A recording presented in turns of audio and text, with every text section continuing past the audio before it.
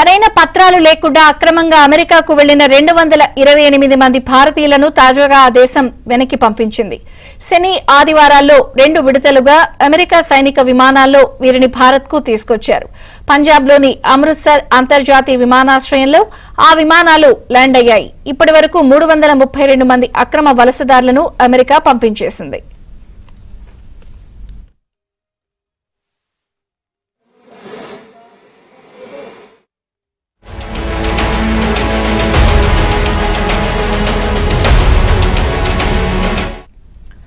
తమ చేతులకు సంకెళ్లు వేసి కాళ్లను గొలుసులతో బంధించి తీసుకొచ్చారని భారతీయ వలసదారులు వాపోయారు. విమానంలో ప్రయాణ సమయమంతా తమను ఇలాగే ఉంచారని, అమృత్సర్లో విమానం దిగిన తర్వాతనే సంకెళ్లు గొలుసులు తొలగించారని చెప్పారు.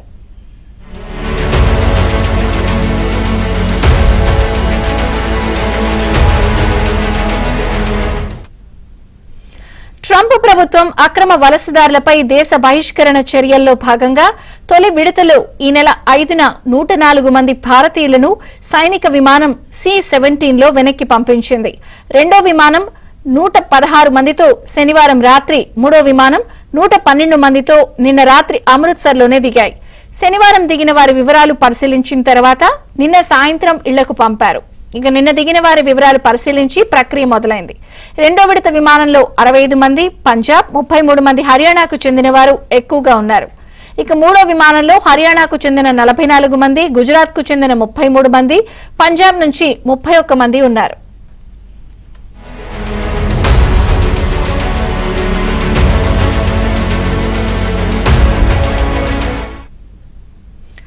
ఇదిలా ఉండగా రెండో విమానంలో వచ్చిన సిక్కుల్లో ఎవరూ తలపాగా చుట్టుకోలేదు. అందుకు అమెరికా అధికారులు అనుమతించలేదని సిక్కు వలసదారులు తెలిపారు. దీనిపై శిరోమణి గురుద్వారా ప్రబంధక్ కమిటీ తీవ్ర అభ్యంతరం వ్యక్తం చేసింది. చట్ట ప్రకారం అమెరికాకు తీసుకెళ్తామని చెప్పి తమ వద్ద పెద్ద మొత్తంలో డబ్బు తీసుకుని ట్రావెల్ ఏజెంట్లు మోసం చేశారని వలసదారులు వెల్లడించారు. డైరెక్ట్ ఫ్లైట్ లో అమెరికాకు పంపిస్తామని ట్రావెల్ ఏజెంట్లు నమ్మించి డమ్కీ రూట్ ద్వారా తీసుకెళ్లారని పంజాబ్ కు చెందిన దల్జీత్ సింగ్ అనే వ్యక్తి చెప్పాడు. పిల్లల భవిష్యత్తు బాగుంటుంది అనే ఆశతో పొలాలు తాకట్టు పెట్టి కొందరు పొలాలు, పశువులు అమ్మి మరికొందరు తల్లిదండ్రులు ఆ డబ్బుతో అమెరికాకు పంపించారు.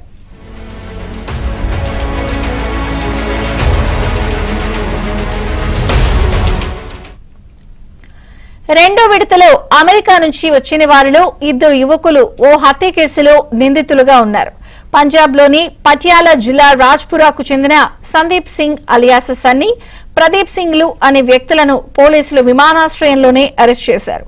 2023లో రాజ్పురా పోలీస్ స్టేషన్లో వారిపై హత్య కేసు నమోదైంది.